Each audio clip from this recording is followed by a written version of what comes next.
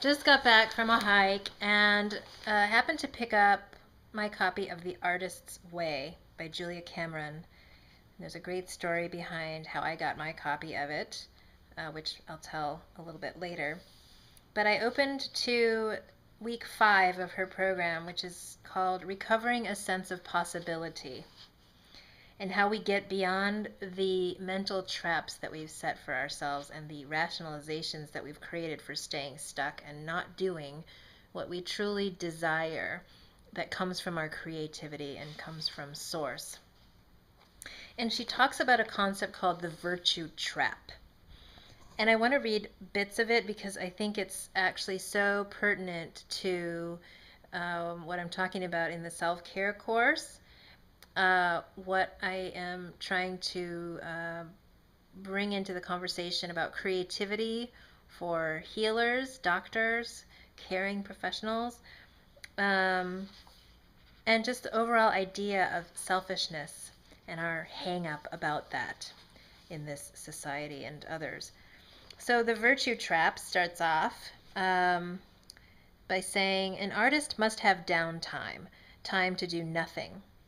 Defending our right to such time takes courage, conviction, and resilience. Such time, space, and quiet will strike our family and friends as a withdrawal from them.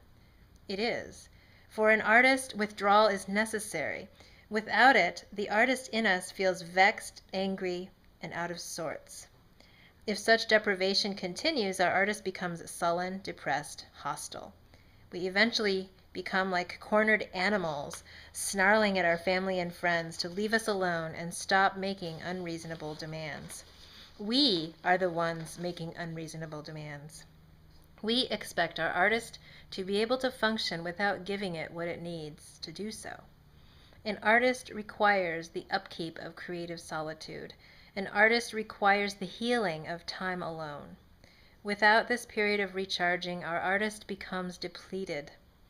Over time, it becomes something worse than out of sorts. Death threats are issued. Later, she says, we may go through the actions of continuing our life.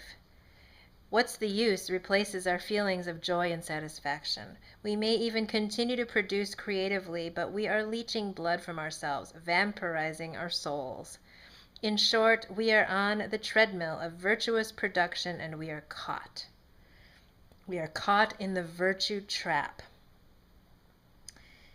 There are powerful payoffs to be found in staying stuck and deferring nurturing your sense of self.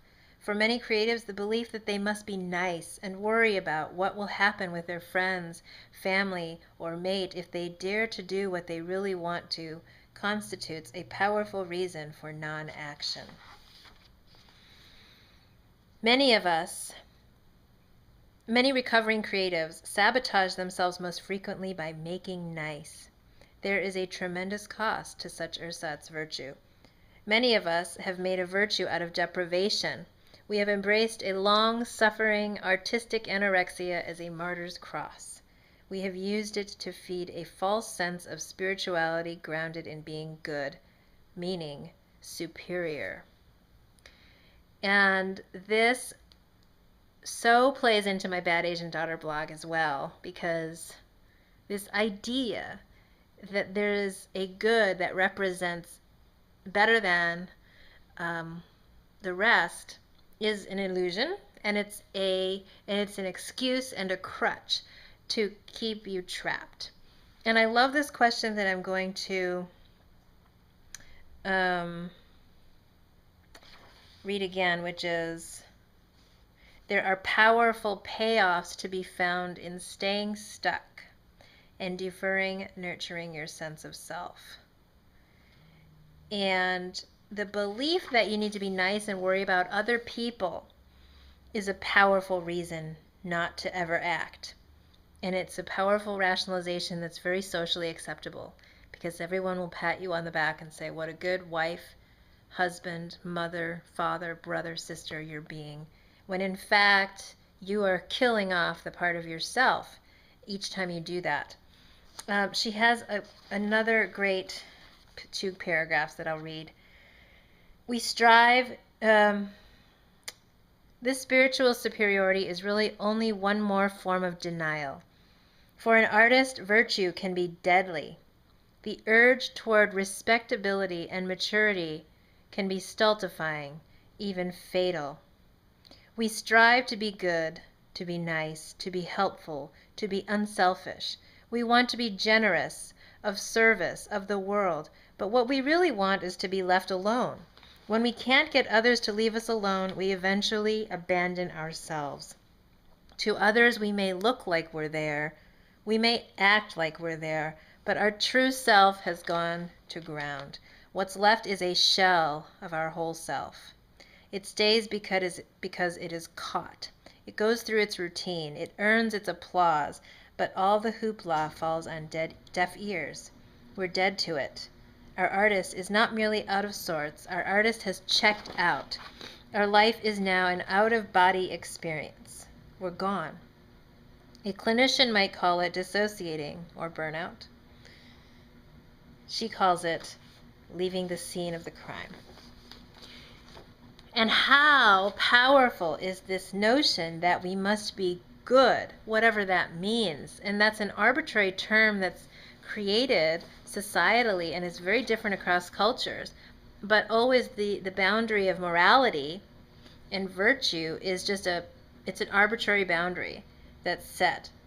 And we just accept it and don't question it because it has so many strong payoffs for staying exactly in the position that we are and not taking the next risk and taking the next step that we know in our creative center is right for us. So